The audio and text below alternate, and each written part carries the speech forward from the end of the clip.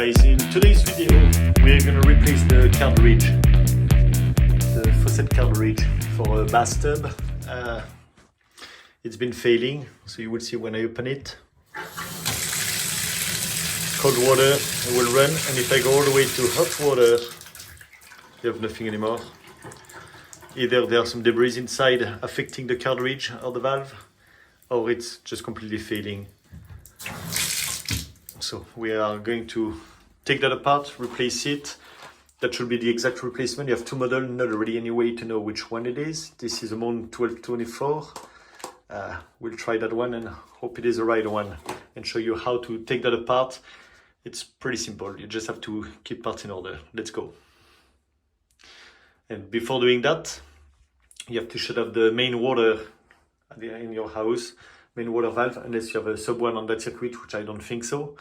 So let's do that first, and then we'll go and take it apart. Okay, so whenever the main shut-off valve for the water is, in my case, it is in a crawl space.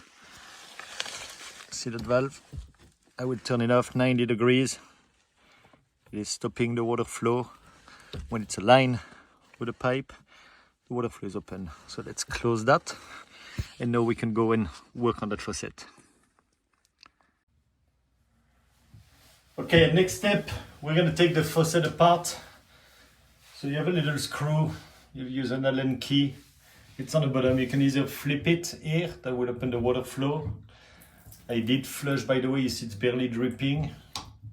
Once you shut off the main water valve, you'll still have some residual water and pressure for a significant amount of time actually.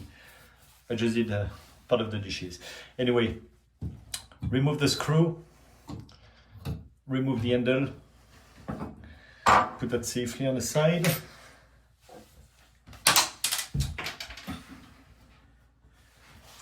Then what you do is you want to remember, take that apart, but make sure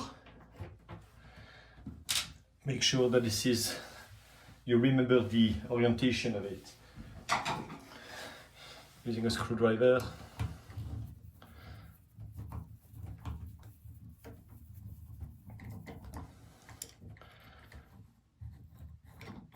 And you will have three pieces coming.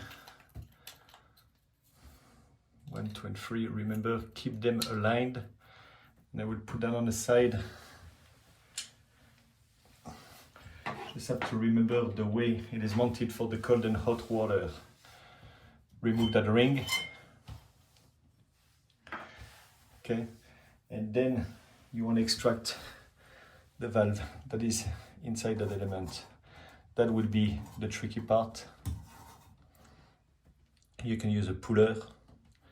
We'll push on that and just pull that out, or just do it by hand, but it's obviously it would be stuck, and you have some little O-rings inside that have been in for, like in that case, for 18 years. Plenty enough to be kind of stuck. So before I forget as well, you will need to remove the front plate. The simple reason is like you have a little connection right here that is at the back that needs to be pulled up. So with that being said, you need to remove the front plate, you need to break the seal, so you will need to silicone that again once the job is completed. Okay, I'll remove that and we'll go to the next step.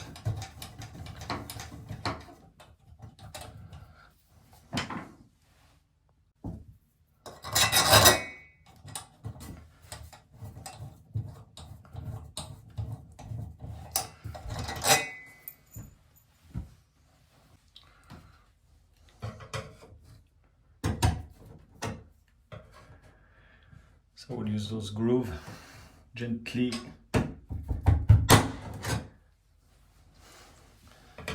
Pop that out with a flat screwdriver.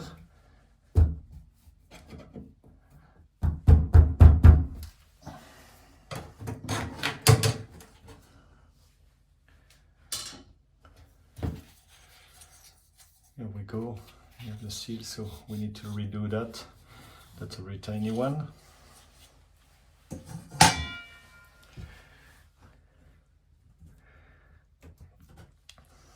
So you have access to all the valve system. Okay, I was just checking no marks.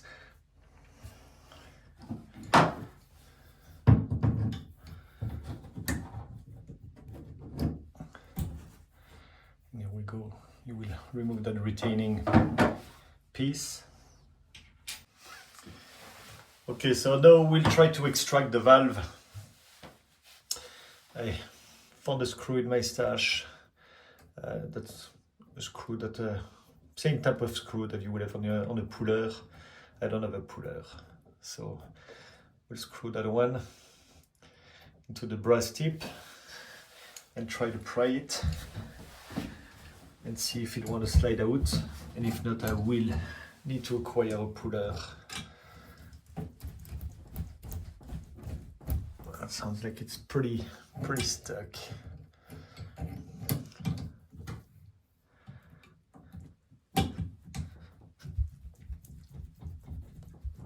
Try to wiggle it a little bit.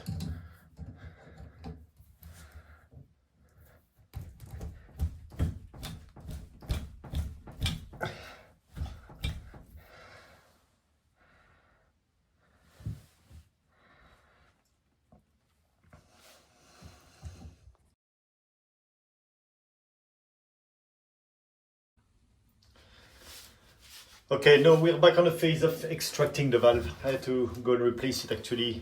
It's not a 1224 but a 1222, which is a much bigger, much larger with that brass stem. We're gonna extract that one. Just to let you know, the cost of that one is about $54 plus tax. And I found that core puller as well. This should work with that valve. It is about $16 plus tax. So just so you know, it was $75 overall for the core puller and that. So I'm hoping this will work.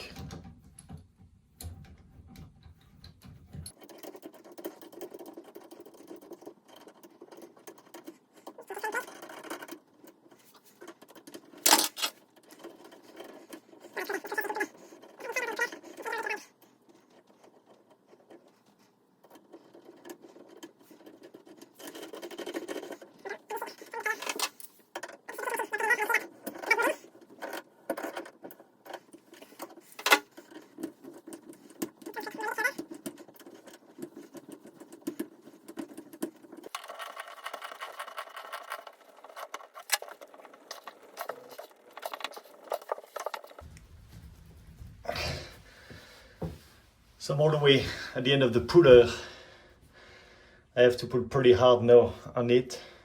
It is going out, but really slow. But it is going out, and definitely wiggling it and pulling at the same time. Okay, put a different angle so just you can see the valve from the top of the cartridge. As I'm pulling it out, and here we go. This is quite hard to pull out. Here we go, you have those little rubber gaskets on the side. See that one has a misshape right here, and that's on the hot water. Certainly could be a reason why it was failing. Checking inside to make sure there are debris or such. There's absolutely nothing. So we'll just replace and put the new valve.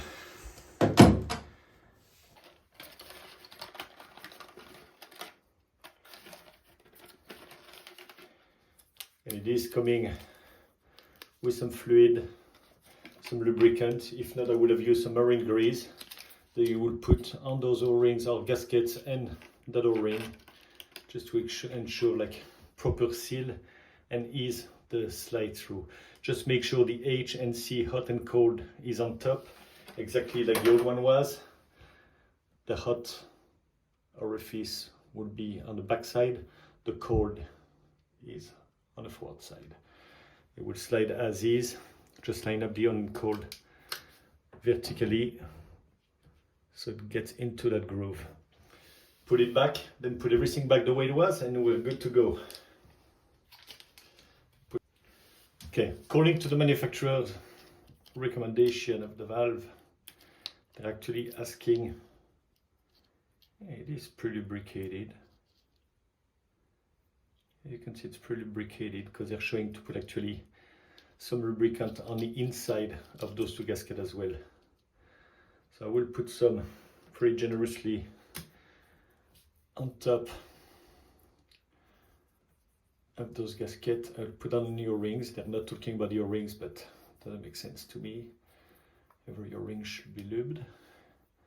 Place it with the HNC on top. Insert that. It's actually going pretty well in.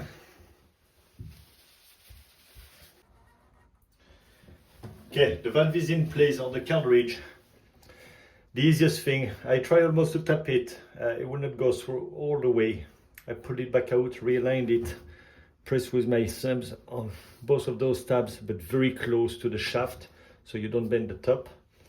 And it went inside, very nice and neat. So now we'll put the retainer. There we go, the retainer is in place.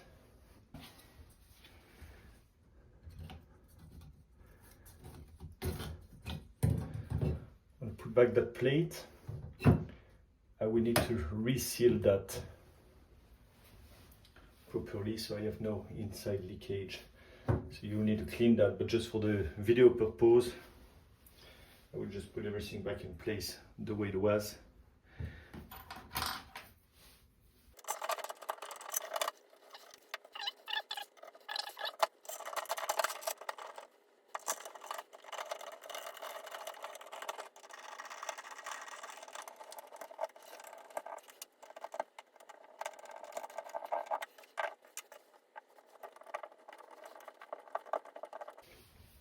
Here we go, it's back in place. I'm going to reopen the water valve and test and make sure it is working, but there is no reason it will not. When you do that type of job, I will highly encourage that every part that is taken apart, it's a lot easier to clean when it's off the wall. You see all that calcium deposit and such. I will definitely take everything apart. It will take a minute like you've seen. I will clean everything thoroughly. I will redo that seal and then we're good to go. Okay, hope you enjoyed the video. Let's reopen the valve and test it. Opening it all the way. And we have the proper water flow on the hot side as well, so that's good.